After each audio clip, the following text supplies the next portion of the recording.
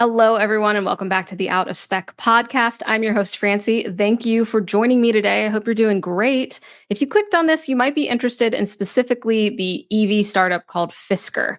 And if you are familiar with them or not, you might have heard that they're not doing great. We have had Brian G on before, who is an EV enthusiast who actually decided to invest himself and get a Fisker Ocean 1 in a startup. And we've touched on that as not only the experience of getting it delivered and having the car and driving it, but also being an owner and watching what has happened to this company. So in today's episode, I'm going to give you a bit of a background on where Fisker is today financially as standing as a company. And then we're going to bring Brian in to talk about how he feels in June of 2024, owning a Fisker Ocean 1 with all of the context that is to come about where this company is standing. So let's plug into the details. I think this will be a very interesting episode.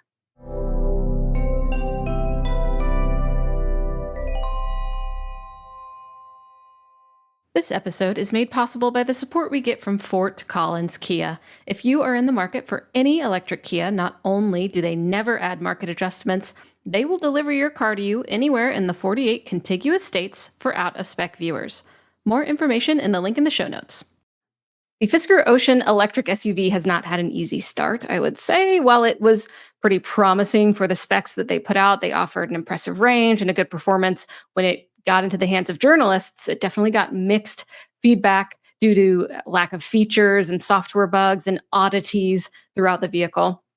We've gone over the history of Fisker before, but Fisker is the man who actually founded the company. Firstly, he founded Fisker Karma. It was mostly focused on luxury hybrids, but that company went bankrupt in 2013. And then in 2016, Fisker Inc., this company was started. And the Fisker Ocean would be their first EV, their first vehicle. And the production was initially delayed from the beginning. And there was skepticism to the company due to earlier endeavors combined with issues on the early cars. So there were low sales numbers and financial problems for Fisker Inc. And in March of 2024, this year, Fisker was actually delisted from the New York Stock Exchange due to their stock reaching an abnormally low value. So there have not been good headlines for this company. Something that I also want to talk about is Magna. So Magna, if you don't know, is a company that manufactures many cars that you are very familiar with. So they are an Austrian company, Magna, and they were the contract manufacturer of the Fisker Ocean. And the company was known for making Mercedes G-Wagons, or is known for making Mercedes G-Wagons, Toyota Supra, and other luxury and sport vehicles. And they also made the Jaguar I-Pace, which is an electric vehicle, which was a great offering back in 2019. I've not seen much from Jaguar since, but back to Magna. So in Magna's Q1 2024 report, that if you're looking on a video on YouTube, you can see I have this pulled up. Magna released some attention-grabbing news regarding Fisker's obligations to the company, and they recorded an asset impairments and restructuring totaling $316 million related to Fisker, which simply means that there has been a reduction of value of this contract. And Magna has warrants as well, kind of like stock options for companies in Fisker, which has basically been reduced to nil, simply worth nothing, according to their Q1 2024 report. And this resulted in a $33 million loss for Magna. They also mention, if you look here on their outlook, that they assume no further production of the Fisker Ocean. They say it straight out. They don't think that there will be more production of the Fisker Ocean. So like I said, this is not really new. This is from Q1, but it is going to inform the conversation with Brian as well. And just in case you didn't have all this information, now you know where it comes from and kind of where we can pull this information just besides just from headlines, right? You can get down into the nitty-gritty details of the numbers. Speaking of numbers, let's talk a little bit about production numbers for Fisker. So there are about 11,000 Fisker Oceans produced, and maybe 4,700 of them are unsold. To move cars, they have done a lot to really push them. Recently, they had a fire sale where they absolutely slashed the prices, which we're going to talk about with Brian as well, as that concerns current owners and depreciation. offers to employees. I mean, around like $25,000 for these EVs. It was an effort, but I'm not sure it's worked. In Norway, owners can no longer get comprehensive insurance on the Fisker Ocean, which means that new cars can't be financed. That's a little fun fact from our Norwegian researcher. Thank you, William. And also, because Fisker is a public company, you can also see their SEC filings, which is something that we'll talk about with Brian as well, because if you are interested in the startup EV manufacturing company that you've bought a car from and they're public, you can really dive into the details, kind of like I was speaking to before. So I'm looking at their May 10th, 2024 8K, which I won't get into too much detail, but basically, if you read through this, you can see that there are liquidation plans that they shall deliver to the investor a proposed liquidation plan in form and substance acceptable to the investor on or before May 23rd, 2024. A liquidation plan in writing. You can kind of read into that. And additionally, in events of default, the investor may require us to redeem all or any portion of the notes in cash at a 25% redemption premium. So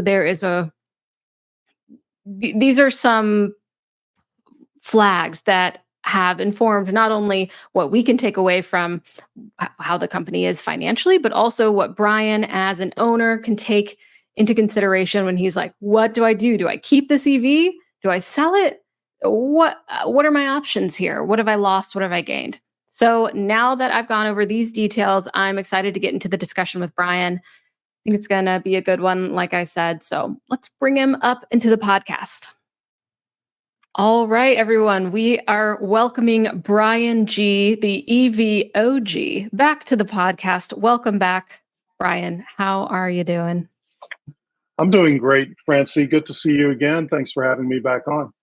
Of course. Again, thank you for being willing to come back on. And I'm going to plug your YouTube channel right here, EVOG, where, you tell your own EV stories so people can check you out there. And you have been so kind to spend your time and energy on the podcast before, talking about your experience, not only as an EV enthusiast and EV owner, but a Fisker Ocean 1 owner specifically. And as I just updated everyone who's listening to the podcast, especially with the news with Magna, the SEC filings, where Fisker is today. Of course, I'm curious, as a Fisker Ocean 1 owner, how you have been feeling, because I know from delivery, you were excited about it. You were investing in a startup, as an EV enthusiast who's owned EVs, you made the conscious decision to say, okay, I'm going to go with this one. And then since then, it hasn't even been a year, really. You've watched a lot happen for the company from which your Fisker Ocean 1 came from. So how are you feeling as of late with everything? Well, right now I'm feeling better. Honestly, it was a very turbulent time in the ocean, to use that pun, very much intended. It's just been a roller coaster, and it's been difficult. Right. The way I summarize it is to say that it was one of the worst decisions that I've ever made to go with the Fisker Ocean. And it's much less so about the vehicle and much more so about the company, its senior leadership, and so on. Right. Mm-hmm. So those were my thoughts.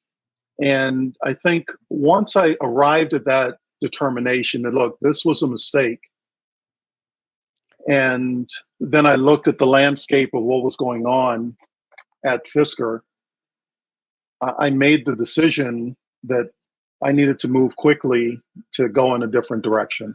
Once you don't believe in leadership, you don't believe in the company, it's probably not a good idea to stick it out. And so I made the decision not to stick it out. Mm-hmm. I touched on that a little bit in the intro too, which is a lot of people can have a lot of opinions about that decision. And we can get into that later with exactly what you came to. But there's so much investment that even when I'm delivering facts through the podcast, some people, they have this opinion that I need to be absolutely gung ho EVs, totally not really let any sort of doubt creep in. I understand that perspective in a way, but my job is to deliver the facts. I'm an EV fan. I would love if more people drove EVs. I was sitting at a restaurant last night on the street and it was so loud because no one's driving EVs in my city. Like I have interest in this as well. So I understand that this is a hard decision to come to. And I'd love to talk about that a little bit more because before you got to where you are today in June of 2024, we went through a couple things with Fisker, including these fire sales where they were absolutely slashing the prices, which introduces the interesting topic of depreciation with EVs because we've seen value of EVs shift very tremendously. Like Tesla does it where they make their cars very inexpensive. Polestar has done it. It really affects current owners. And I'd love to talk to you a little bit about that. We had those fire sales happen with Fisker where they absolutely slashed the prices in half. And how did that affect your opinion of the company as well? Well, it started really with Fisker doing something which I felt it had to do, which was to shift its business model from direct to consumer to a dealer partnership model, right? Direct to consumer simply was not working. The company did not have the leadership experience nor the logistical network in place to be able to take vehicles that are being manufactured in Graz, Austria, right, and then get them to all of the different global locations where they homologated these vehicles, right?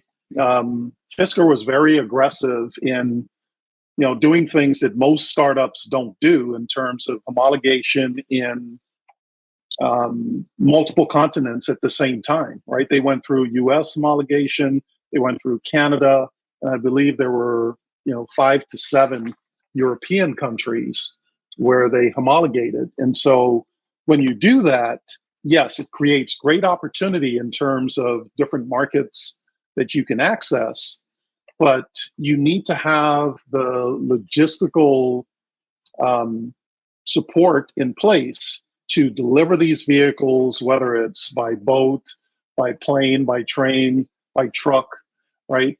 You need to have those logistics in place to get deliveries out to those locations so that you can get them into customer hands. And we saw that was a failure pretty early on.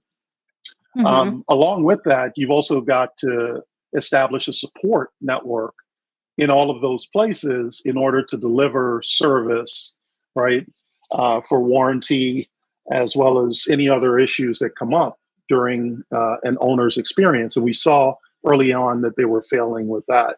And so in January of this year, when they let us know that they were making this strategic shift to a dealership model, and they announced, I think initially there were 12 dealers, at least half of those were in the US, one of whom was in Maryland, very, relatively close to where we live. I was pretty excited about that. So that's where it started. And then we also saw that the pricing on the Extreme, which is pretty much the same vehicle as the Ocean One, other than a couple of badges for the Ocean One, which were in limited production at 5,000 total. They brought that price down by $7,500, which the market kind of drove that decision. And as much as we didn't like it as Ocean One owners, we understood it. And Fisker stepped up and they put together an ownership package that included a free first tire change. We got a set of 4 pretty nice tires that would be provided for our first tire replacement. There was a long list of things that were included in that Fisker Ocean One owner's package, none of which we've received to this date, right? But at the time, it seemed like a good gesture to keep us whole. So that was step one on price reduction. And then as the company really started to struggle, we saw them literally cut the price in half. So the price on the Extreme literally went from $70,000 to $37,500 is what those dealers were selling them for. And it just started to go downhill from there. So that was a tough pill to swallow.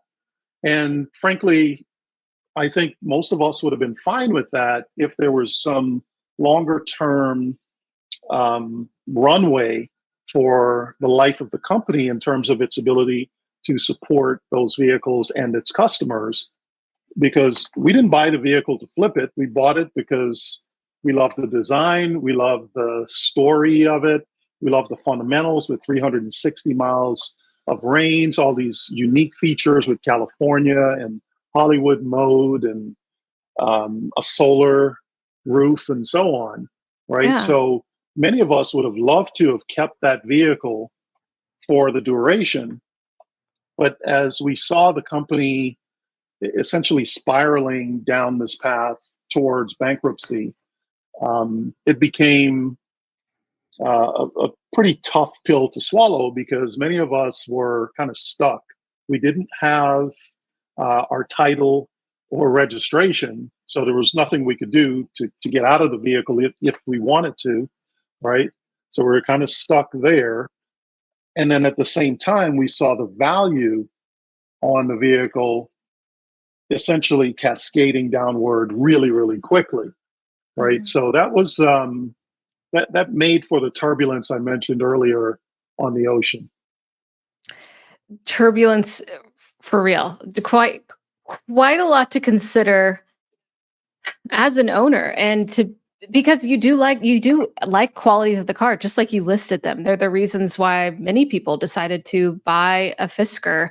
And towards the beginning, there was more of the question where it was like, do you think the skepticism about the company and the financial difficulties are making folks overlook the qualities of the car?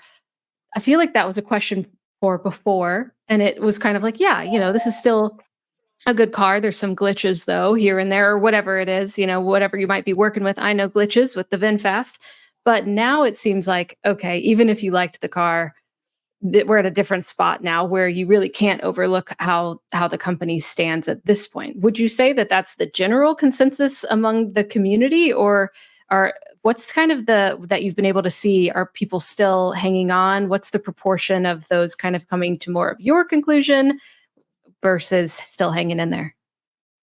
Yeah, so you made a great point earlier about coming with facts and information, right? And I made this comment months ago, and I still believe it to be true today, which is a lot of people, many of us, myself included, if we look ourselves in the mirror, we tend not to be looking for information. We kind of think that we are, but really what we're looking for is affirmation, right? And so Fisker, being the salesman that he is, provided a lot of affirmation, right? But when you looked at the information, and it really wasn't until the start of this calendar year that we really started to get information that was validated by an public accounting auditing firm in the form of the Fisker 10K, right? And when we saw that, it was pretty eye-opening in terms of what was revealed therein, in terms of the true financial status of the company. The leadership essentially admitted that we don't have the experience or the competence. That was their word, not mine. Literally spelled out in their 10K. We don't have the competence to run a public company, right? And so a lot of things started to crystallize in terms of our understanding. And then subsequent to that, we started to see the 8Ks come out again, all with information on what's really happening. And so what I found over the last several months is, and I don't want this point to get lost in this, right? I was in the privileged position of owning a vehicle outright, right? I didn't have a loan that I needed to worry about being upside down on, right? Mhm. And so I was in a position where I had the flexibility. If I wanted to take a big loss, I could do that, right? Hmm. Not everyone's in that position. And so, to some extent, I understand for those owners, and even for those in my position that own it outright, that decide, you know what, I'm not going to take that loss. I'm just going to keep enjoying the vehicle for as long as I can. But my thought process was impacted by a couple of things. The information that was in those 8Ks, which we may get further into, but also an experience I had with the infamous version 2.0, right? We know that this vehicle was delivered in an incomplete form, right? And it wasn't until we got to version 2.0, which frankly is still incomplete, right? But it at least stabilized a lot of the quirkiness, the glitches, um, the annoyances, if you will, with the vehicle. But in our case, when we got the over the air update with version 2.0, it seemed to load fine. Everything seemed fine. And within a day or two, I started to realize that something was seriously wrong with the way my vehicle was driving. And one of the best things at that point about the car was just the driving experience, right? It was, I mean, this is a car with 560 horsepower, right? So in an EV, it's got some serious get up and go. What I Hmm. found, what my experience became was I would mash the pedal and nothing would happen. I literally would be pushing it to the floor and I would see miles per hour increase by one every few seconds or so, right? So Huh. I was super concerned about that. Now, I Certainly. was, yeah, it was, I was starting to get a sense of depression with that. So I put in a service call, service request. At the Hmm. time, those were still a thing. And my service tech reached out to me and said, hey, I can come out on this date. And even then, I was still skeptical in terms of his ability to remedy that issue. But he came out, and ultimately, what he did was he uninstalled that over the air update and manually reloaded it so that each module was properly loaded. And it took him less than 90 minutes to perform that service. And that evening, when I came back home and had the opportunity to drive the car, it was like new, right? Huh. So that foretold a situation where, as Fisker was at the time working towards getting additional software updates out, but at the same time, they started to pull back on service, right? I knew that our service techs were all redirected to Odessa, which is the facility where all of the unsold Oceans were. Hmm. And I don't know if that's still a past tense term. It might still be present tense if that's where they are, right? All of the service techs were reassigned to only work on getting those vehicles ready to be sent to dealers or direct to customers for sale. And so it became difficult to get service for any issues that weren't directly related to safety or catastrophic failure, right? Hmm. And so looking at that, I started to realize that even if they were to push version 3.0, which had a ton of information, a ton of new features, or version 4.0, which would bring the remaining features that many of us paid for and still didn't have, it's software. There's going to be bugs, right? And if there's a bug similar to what I just described with version 2.0, I wasn't confident that my service tech would be available to me, right? Not Hmm. only were they being reassigned, they were also being laid off, right? So there were fewer and fewer of them available. So Yeah. in the face of that, I knew that I needed to do something. Yeah, it wouldn't be a good feeling to say, I don't know what software is going to come next and how it's going to bug out. Because when it starts affecting acceleration and brake pedals, it's like absolutely a scary situation. I'm glad that they could get out there, but then yeah, you're talking about you're again seeing the changes over time where okay, that was great. He came out and helped me. But it's continuously hard to see. I mean, obviously that they were struggling. And I did briefly mention in the intro about the 8Ks and 10Ks and the SEC filings and Magna's announcement and everything. But I would love to know your opinion on that because obviously you're more than just a buy and see what happens. You are very involved in the inner workings, of course, also because you have a large investment.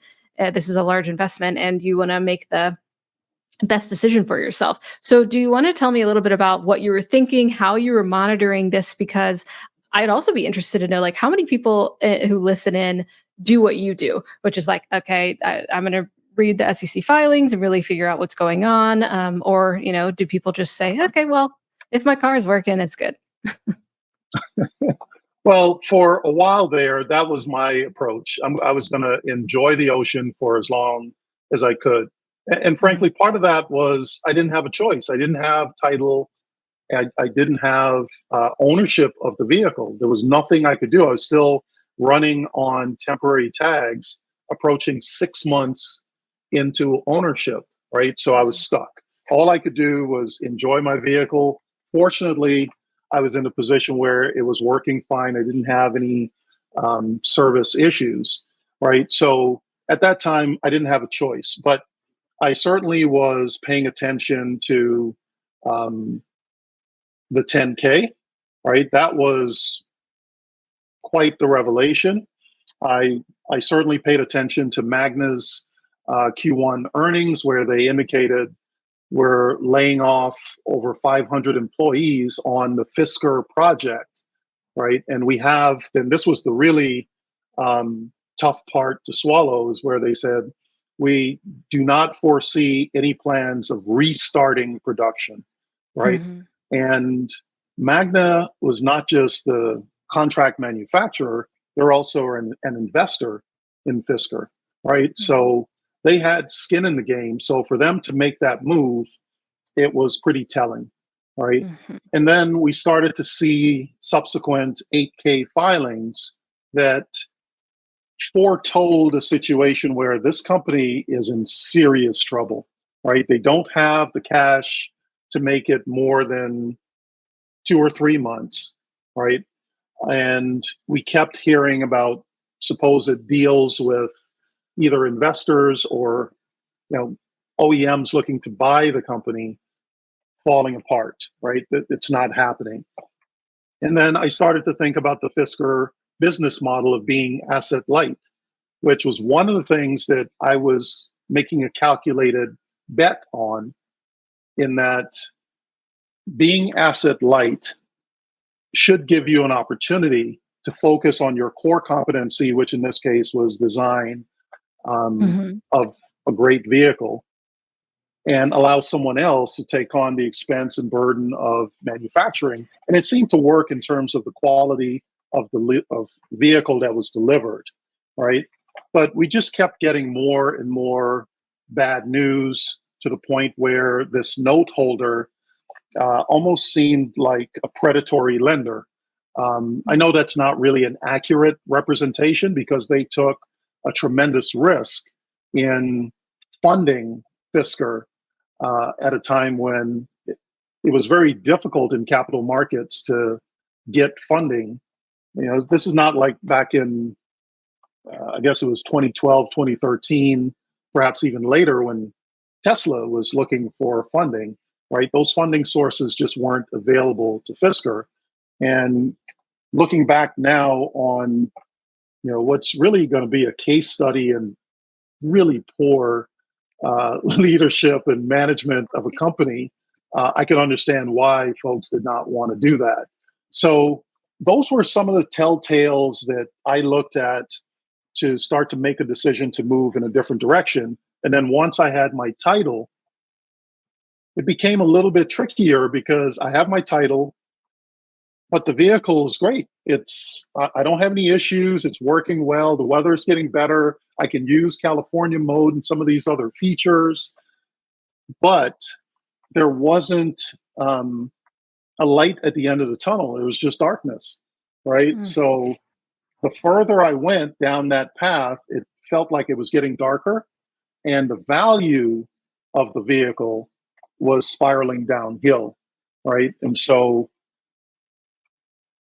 I tend to procrastinate, as many of us do from time to time, but I realized when I saw one of the last two or three 8Ks that, yeah, this thing is not necessarily going to turn around. And so let me just cut my losses now and get out. And the thing that sort of sparked that was I had a thought. If I could go back to last year and walk away, and I had this thought and discussion with my wife, let's just leave the $5,000 that we paid to get in line for an Ocean One, right? So if I could get out of this car having lost just $5,000, would I do it today? And the answer was heck yeah, right? Mm. And so extrapolating that out, it's like, well, if I can get 30K today versus 25 or 20 or 15 or 10 in a year from now, or zero, right? Would I take it? And so once I got that answer, then it was a question of, well, what can I transition into without having to, again, have a really large capital outlay to do it? So that part of it was also interesting. Yeah, Figuring I out what's mean, next. yeah, exactly. And coming to the conclusion, okay, finally we have the title, which was obviously, like you said, clear, that then you can actually take action. And then making the decision, okay, I want to cut my losses. I want to get whatever value I can out of this that remains. And then figure out, yeah, okay, so what came next? Were you going to, because I don't know actually what you exactly what you decided to do. So did you look to trade in? Did you look to, is that the only option? Could you sell it to anyone? So What did you you do? know a little bit about our story, right? We have a Yeah. number of EVs in the family. Um, Yeah, you've we had had the privilege Tesla, of, you've had Rivian, right, Fisker, of course. and Fisker. And so my initial thought was, can I just sell this thing and we'll have one less EV, right? Yeah. But I realized pretty quickly after reaching out to some dealerships, Carvana wouldn't even touch it. They said no, we don't offer any value for the Fisker Ocean. Um, Wow. Tesla has been reaching out to all of its owners about, hey, do you want a Model Y? Do you want Cybertruck? And so I reached out to them for a trade-in value, and they, after about 3 or 4 days, came back and said, sorry, given the uncertainty with Fisker, we won't do this. I had a couple of certified used car dealers say the same thing. So it was starting to become difficult to even get a value. So, and I talked to Wow. a friend about this, and one of the things that became very obvious was that the way to get the most value for the Fisker Ocean was to trade it in.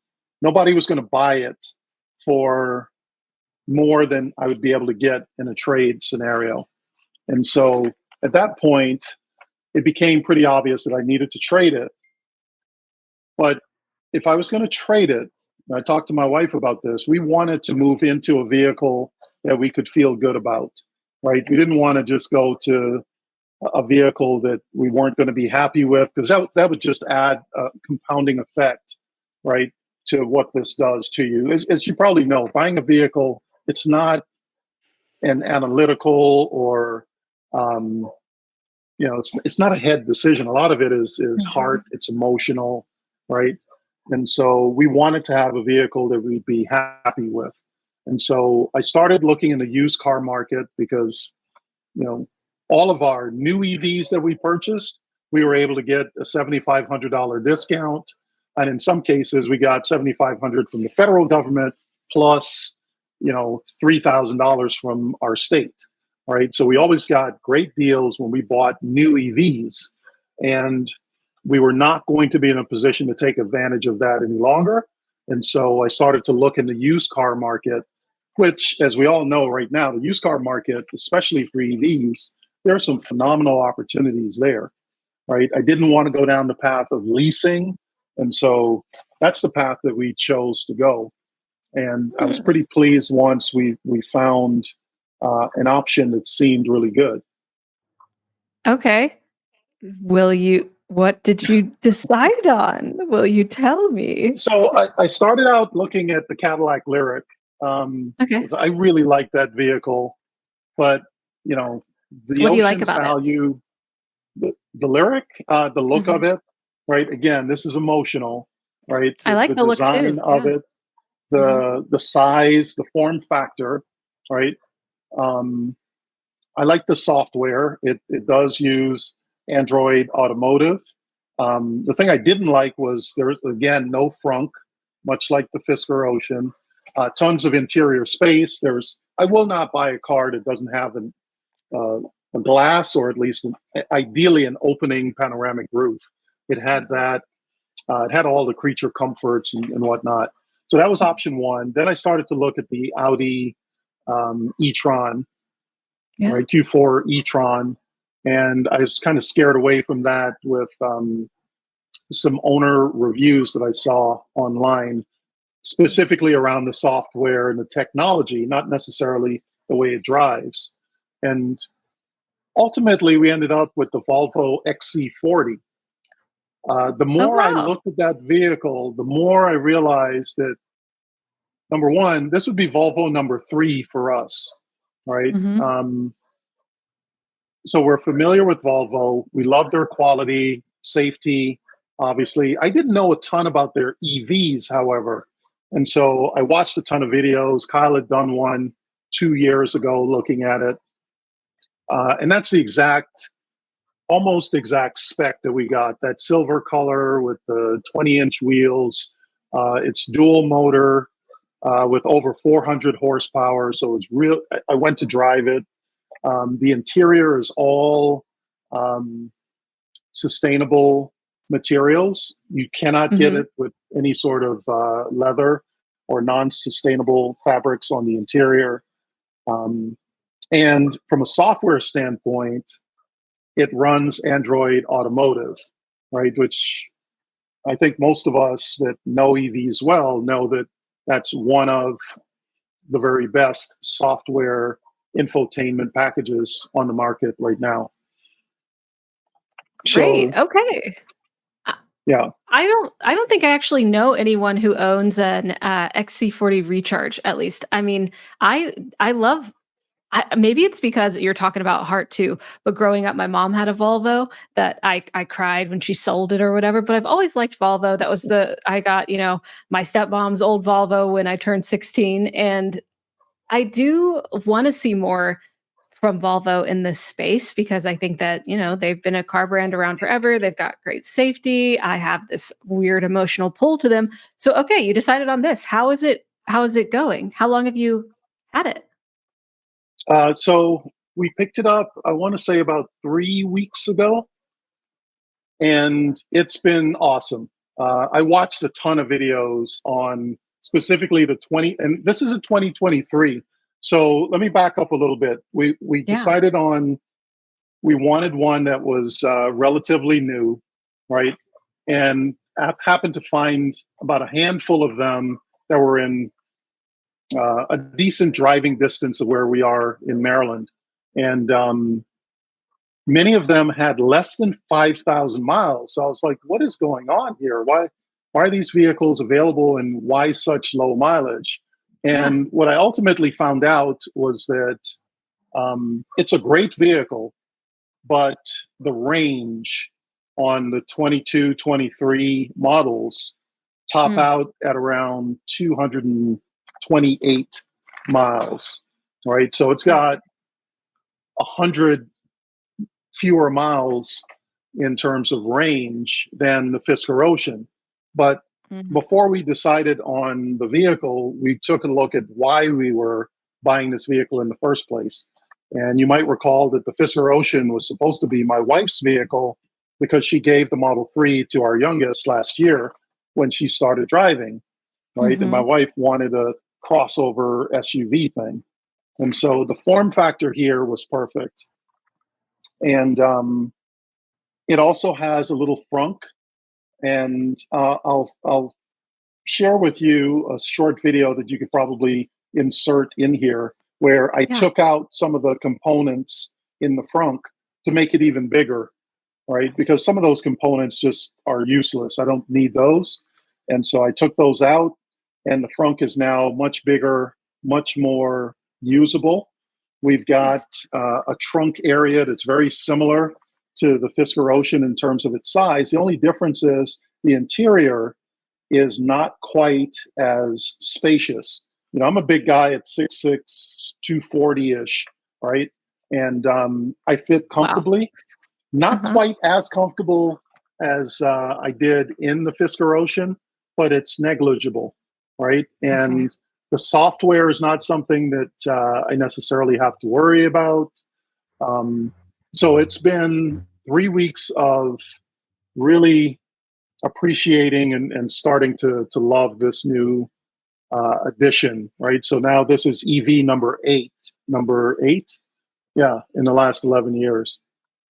EV number 8, and Volvo made its way in. Congrats, Volvo. I mean, there's some competition going up next to Tesla and Rivian because those are just kind of fan favorite EVs, but this one won you on over. Okay, I can see the frunk here. So you kind of made this a larger cargo area. Yeah, Very. there's Mhm, some SDC material in there that mhm. I just undid a couple of bolts, took it out, and it just enlarged the area even more. I'll share some pictures of that so you can see it. But the frunk is now even more usable.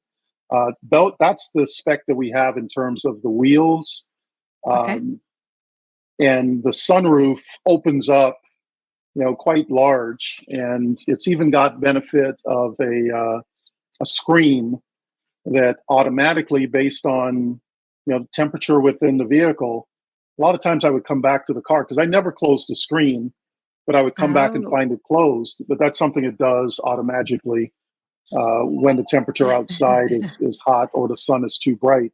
It will automatically close the screens. But there's one thing I got to tell you that I really miss about the Fisker Ocean that Yeah. just it's the weirdest thing. So several times since having this Volvo, there's a wireless charging pad that like the Fisker Ocean or any Tesla, you put your phone on, and the Fisker would always, if your phone is still on that pad when you open the door, it would beep and bong at you to let you know, hey, you're forgetting your phone. Oh. And the Volvo, as far as I can tell, doesn't do that. So I've had probably a handful of circumstances where I've left it there and either gone into the house, gone into a store, gone into my office, and I've had to come back. So just a little thing that the Fisker Ocean did that I miss. Mhm. Um, Everything else, though, I'm happy to leave behind and move ahead. But I'm Yeah. still rooting for the ocean. Certainly have a ton of empathy for owners that are kind of stuck in the ocean.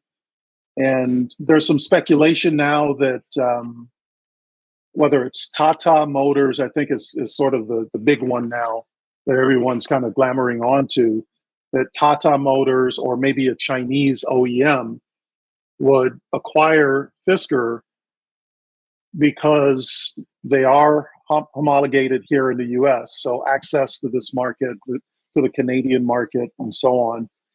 Hmm. I just don't think that that's a likely outcome. But I'm rooting for this vehicle to be able to live on. I just don't think Mhm. it's going to happen. Yeah, I mean, it's really too bad, but also you had to make a decision as someone who had a Fisker Ocean 1, what do you wanna do? And then you went with an automaker that is very well known, like they're not necessarily well known exactly in EVs, but they have a pretty decent offering here. And it makes me wonder, I know if you went back in time and you knew what you knew now, you might have backed out with leaving that $5,000 deposit in the beginning behind. But how has it painted your idea of investing in EV startups in this way going forward? You couldn't have told the future. right? We didn't know what was going to happen. And it is a great space to be excited about. You're an EV enthusiast. Yeah. How do you feel now? Would you do something similar? So just to be clear, this was not an investment. Right. I did invest in Fisker stock, right, which is a whole other story. But that I didn't invest more than I could afford to lose. I lost it. So again, taking the loss, learning, and moving on, right? Mhm. Um, but I have to learn from this experience, right? So that I think it was Toni Morrison or Oprah that said, when you know better, you do better, right? And so that's sort of how I'm approaching this, right? That's what spurred action to get out of the ocean before we drowned, as I put it. In terms of how it impacts me moving forward, I will be a lot more careful about being an early adopter with an EV because of the level of the level of capital that you've got to put, what they cost, right? Mhm. So I'm not as gung ho about jumping in with a brand new EV provider. I've got a reservation for an Aptera, for example, Oh, right? good.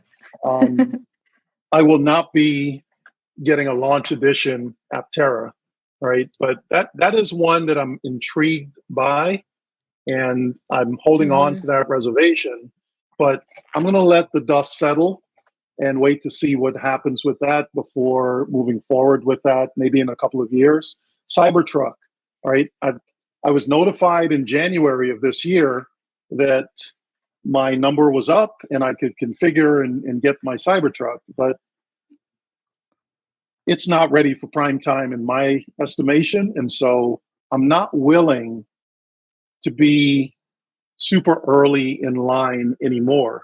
Mhm. The Rivian R2 is another example, right? I'm going to wait until the kinks are worked out. I mean, we got our first Tesla on Valentine's Day 2013, right? A lot of people didn't even know what it was, right? Yeah. And Model X, same thing. We were very early. VIN is, 3,000 and change. So we've been there and done that. I'm not prepared to deal with some of those growing pains any longer, right? I Mhm. want to be able to get into a new EV and know that it's fairly rock solid. I saw Kyle did a video, I don't know, maybe a month, maybe 2 months ago, where he talked about this sort of trend where vehicles are being delivered unfinished, right? So at what point should an automaker deliver a vehicle, right? Because we're now dealing with software defined vehicles, a lot of manufacturers, OEMs, are delivering vehicles and knowing that they can deliver software over the air, right? And so that's how this has changed me. I'm not as well, I'm a lot more reticent to be first in line. I don't Mhm. need it, right? I can wait and get on board once things have been a little bit more settled, right, Mhm. and ready to go. So that's the lesson learned and how I'm going to do better moving forward.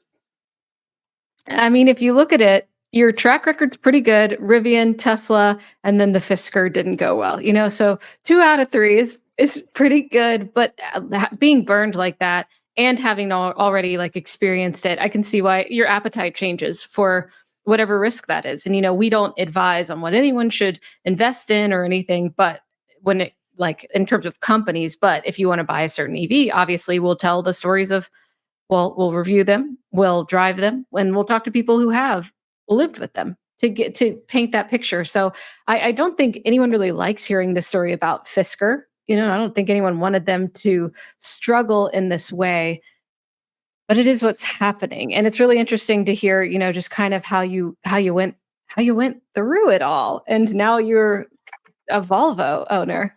Of all things. Yeah, so you make an interesting point there, Francie, about Fisker that I want to touch on real quick, right? Yeah. Because this became somewhat of a lightning rod EV and EV company. Yeah. Whether it was Marquez Brownlee or Matt Watson from CarWow, right? There were some of those YouTubers, influencers, if you will, that reviewed this vehicle and shared their experiences. And the Fisker community, by and large, was up in arms, right, over the information that was shared, which was not affirming in those videos, right? Myself included to some extent, right? I did rebuttal videos to some of those, right? And I received some of that um, pushback, if you will, from my own videos, sharing my experience when I made the decision to move away from the Fisker Ocean. So there are some folks out there in the community who, and I totally get it, right? They're holding on to any hope that there's, whether it's 1%, half a percent, 1/10 of a percent chance that the company is saved and survives, and this vehicle can continue on with some level of support and service. That lash out if and when they hear an opinion that's going in the other direction.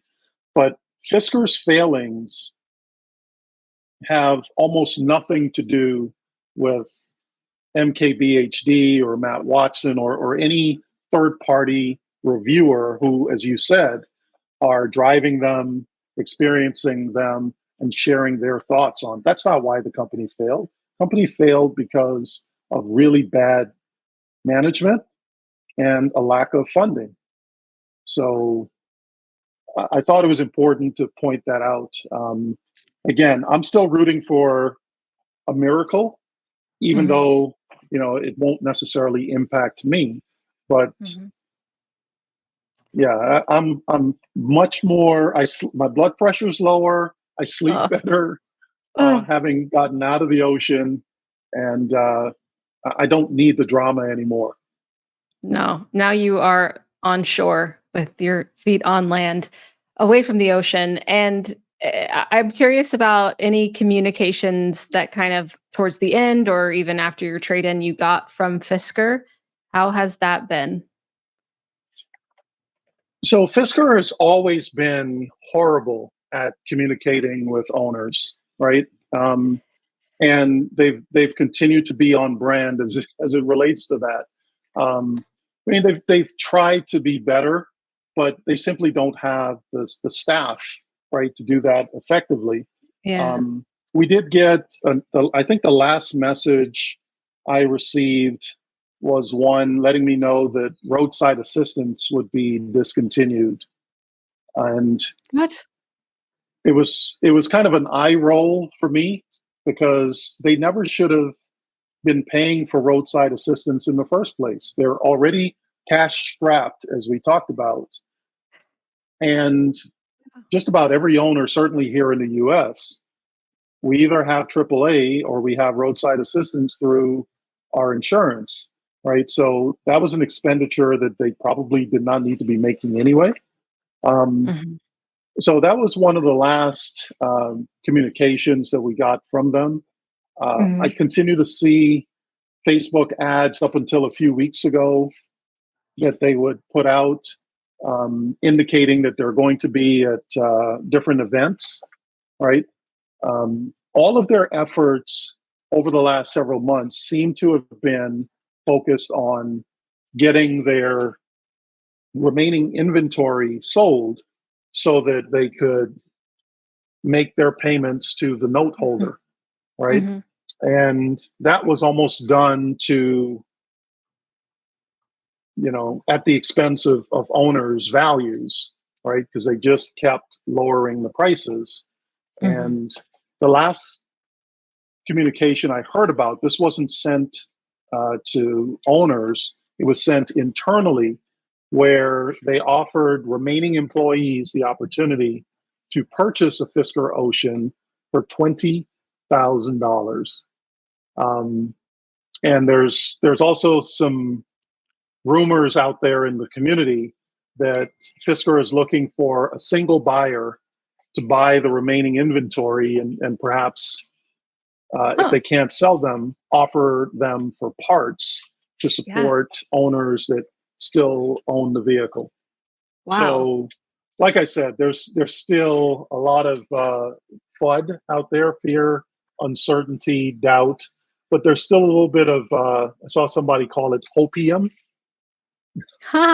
There's some Fisker hopium out there that, Tata or somebody like that will come in and, maybe after bankruptcy, purchase the assets and provide some level of service and or support. But in my opinion, it's unlikely. So that's part of the reason we went in a different direction. Yeah, I would understand that. Technically that's possible, but that's not necessarily your weight to carry anymore. And now, hopefully, with the lineup you have on your eighth EV in 11 years with the Volvo, that things are a lot smoother. And I'm glad to hear that you like it already and that it's a good fit. And just generally, you're not stressed about it, because I think that if you're stressed about your EV, it's not great. I mean, it's really not. Even the VinFast side, I'm not as stressed as you are. When you think about your use case for a vehicle, and that's really what I ended up having to do, was to really take a hard look at what do we really need, right? Since we're going to have to buy something else in order to get out of the ocean, what do we really need, right? And so looking at that Volvo, it had everything that we needed. The only difference was it didn't have an additional 100 miles of range, right? Yeah. But what I found in driving it daily for about 3 weeks, daily commuting, I was averaging close to 240 miles of range, right? Which is plenty. I picked it up in New Jersey and drove it back to Maryland. So I did get a chance to DC fast charge it.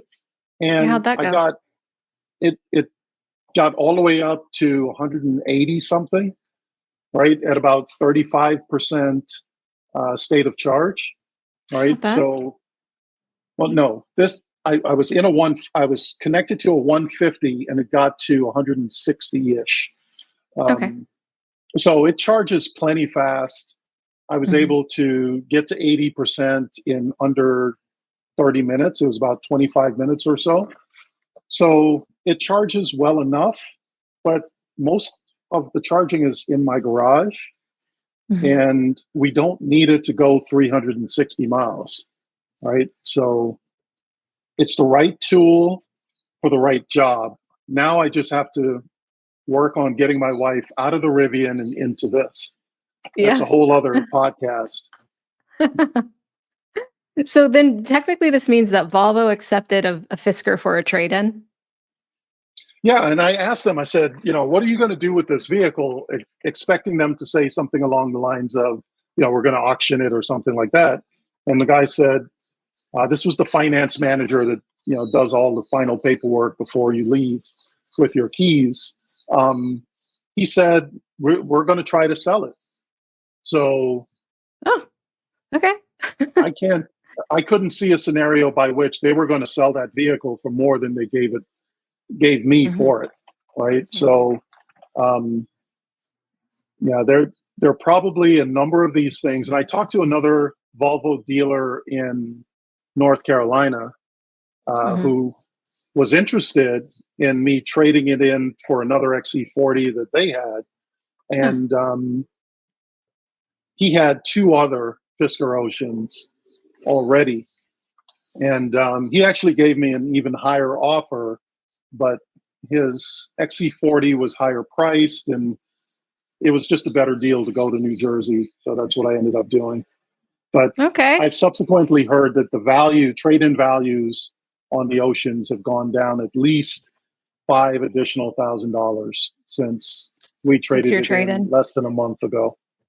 I would love to know if anyone else is listening who has one and if they've done something similar or they're planning on doing something similar. in the future, or if they're hanging in there. That would be an interesting take as well, I guess, if you're sticking around still. But it does seem like it keeps going down. But I am hopeful that you'll continue to enjoy your current lineup despite the Fisker not being included, or perhaps because the Fisker is no longer included. But yeah, I mean, what a story from October of last year to June of this year, right? That's when you got it. Is yeah, definitely some rough waters, I would say, if we could throw in just Turbulent another. journey on the ocean. Yeah, But it wasn't about the car. It was just about the company yeah, leadership and yeah. I the think failings there. yeah, that's the shame. Is like they could have had a really cool product that did well, but it shows that this of course it has to do with the management. I mean, we see that with the EV charging companies as well, and everything in between. You got to have the right strategy and approach from the company, despite your hardware or software or whatever it is you're offering. You got to be able to run the company well. Brian, thank you so much for coming onto the podcast again. I'm glad to hear that you're kind of in a better spot now than the last time I saw you. Yeah, like I said, my blood pressure is lower, and I've got other things I can focus on now. We just did a road trip towing with our Rivian that I'll put up on the EVOG channel, hopefully this weekend. So still very much enjoying the EV lifestyle. We drove up here to Massachusetts this past week in our 2018 Model 3. My daughter's car, drove up here with her. So just looking back at a 2018 Model 3, Mm. there's tons of additional EV content that I want to focus on, while keeping an eye from afar on what ultimately happens with Fisker, which we should know the answer to by the end of June. So only a Yeah, week maybe or two more. not too long. We'll see what happens. I guess technically anything is possible, but it seems like we might know what's going on here. But I'd love to keep checking in. Maybe it might not be Fisker topics, but doing EV road trips, I love to hear it. And you have definitely an electric family, so plenty of stories coming your way. And yeah, everyone who's tuning in, you should definitely check out Brian EVOG on YouTube and see the stories and commentary you're telling, because yeah, it's been great hearing about your experience throughout your Fisker ownership. Thank you. Absolutely. We'll talk soon, Francie. Talk soon. Thank you, everyone, for tuning in to another episode of the Out of Spec podcast. Let us know what you think about Brian's story. Would love to hear it in the comments. We'll see you next time on the next episode. Have a great rest of your day. Bye-bye.